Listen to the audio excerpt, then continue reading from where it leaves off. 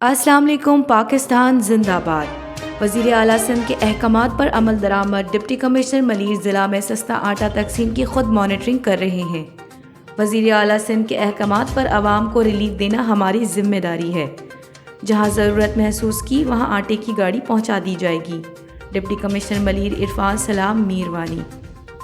वज़ीर आला सिंध के अहकामात पर आवाम में सस्ते आटे की तकसीम पूरे सिंध में तसलसल से जारी है।